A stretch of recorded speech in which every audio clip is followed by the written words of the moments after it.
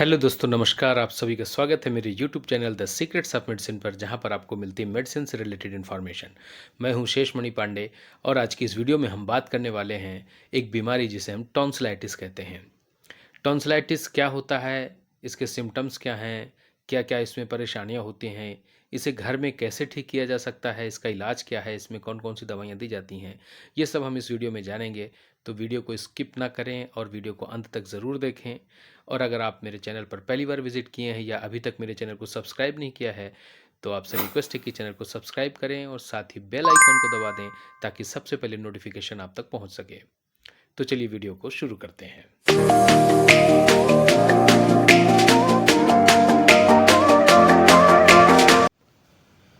Tonsil एक तरह से एक सेट होता है ये लिम्फ नोड का, जो कि हमारे मुंह के अंदर के भाग में पाया जाता है, जिसे हम कहते हैं कि ये हमारे बैक ऑफ द माउथ और टॉप ऑफ द थ्रोट कह सकते हैं। इसकी जो लोकेशन होती है उसमें पाए जाने वाले ये लिम्फ नोड के सेट होते हैं। इन्हीं में जो सूजन आ जाती है, जिसके कारण जो है तो काफ़ी समस्याओं का सामना करना पड़ता है। गले में दर्द होता है, निगलने में कठिनाई होती है।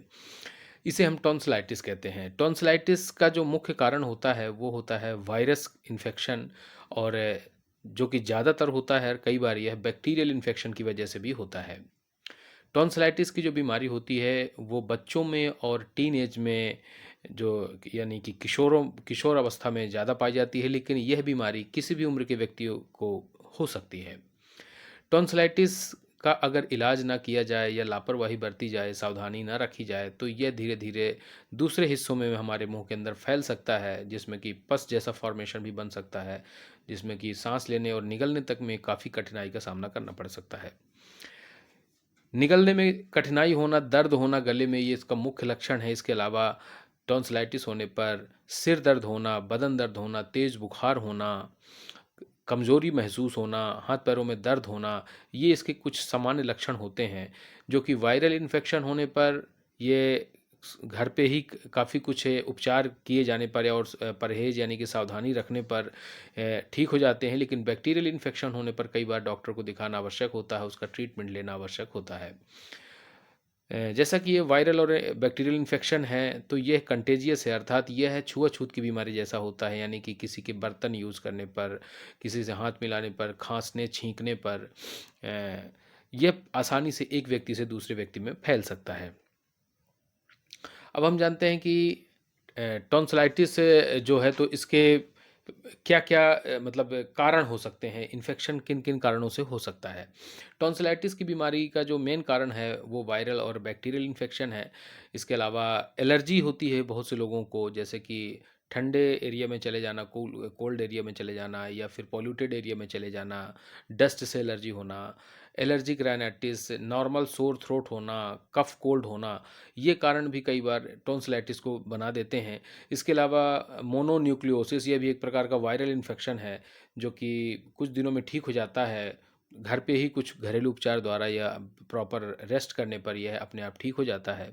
इसके अलावा अल्कोहल का कंजम्पशन बहुत ज़्यादा करने पर भी कई बार सोर थ्रोट होता है, क्योंकि अल्कोहल एक तरह से डिहाइड्रेशन करती है, जिसकी वजह से सोर थ्रोट हो जाता है।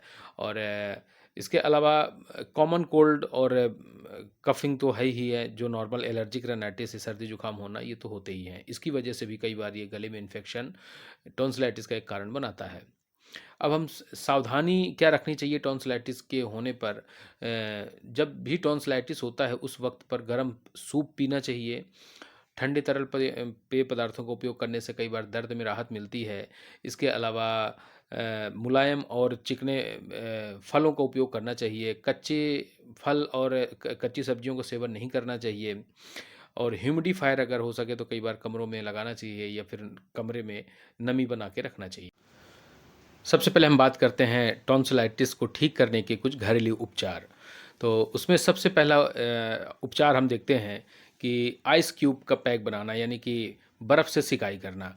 इसके लिए एक साफ़ कपड़ा लें और उसमें कुछ 4-5 बर्फ़ के टुकड़े डालकर उसे लपेट लें और जो टॉन्सिलाइटिस वाला एरिया है वहाँ पर सिकाई करने से कई बार दर्द और सूजन से राहत मिल जाती है।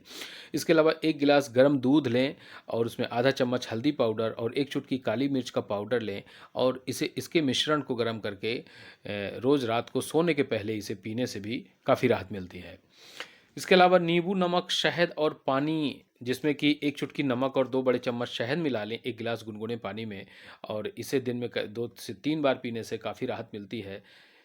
अगले नुस्खे की बात करें अगर तो धनिया, शहद, अदरक और पानी। 1 चम्मच धनिया में अदरक का एक टुकड़ा लें, उसे मैश करके क्रश कर लें और इन 2 पिसी हुई चीज़ों को पानी में डाल दें और पानी को 5 से 6 मिनट तक उबालें और इस लिक्विड को गिलास में छान लें और इसमें 1 या 2 बड़े चम्मच शहद मिलाकर इस काढ़े को दिन में कम से कम 2 बार पीने से काफ़ी राहत मिलती है।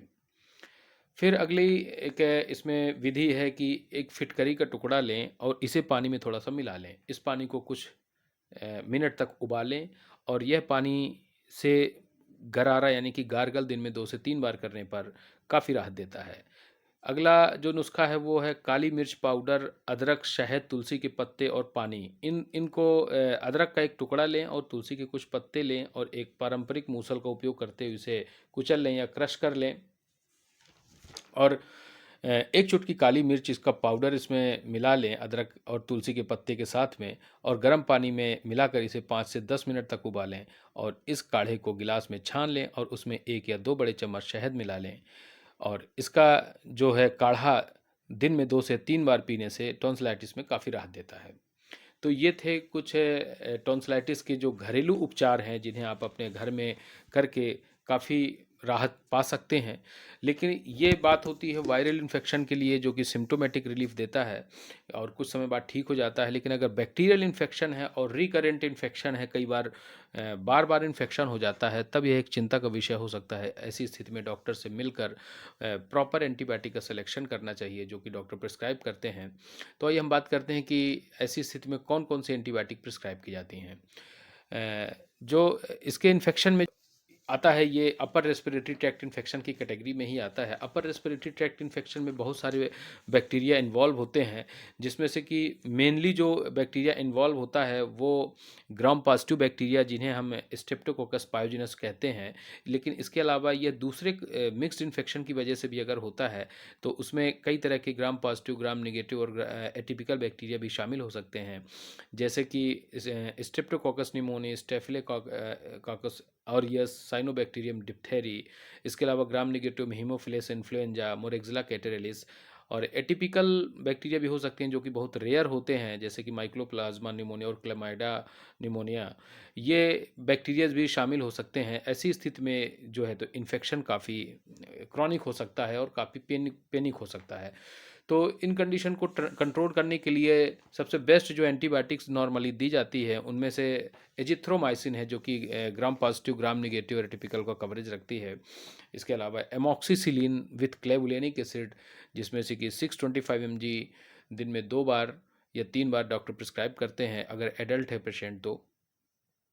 इसके अलावा दूसरे एंटीबायोटिक्स भी इसमें यूज़ किए जाते हैं जैसे कि क्लिंडामाइसिन।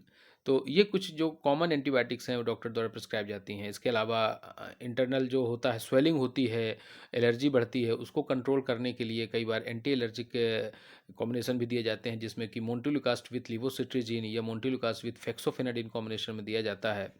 तो वो भी राहत देता है और पेन किलर के लिए आप सेरेशियोपेप्टाइडेस कॉम्बिनेशन में जैसे कि ज़ीरोडॉल पी ऐसे ही कॉम्बिनेशन में डॉक्टर प्रिस्क्राइब करते हैं। तो ये कुछ कॉमन मेडिसिन है जो कि टॉन्सिलाइटिस में दी जाती हैं। आशा करता हूँ कि आपको वीडियो पसंद आया होगा और ऐसे ही वीडियो के लिए हमें सब्सक्राइब करें, बेल आइकन को दबा दें ताकि ऐसे ही आपको अपडेट्स मिलते रहें। मिलते हैं नेक्स्ट वीडियो में। Thank you so much.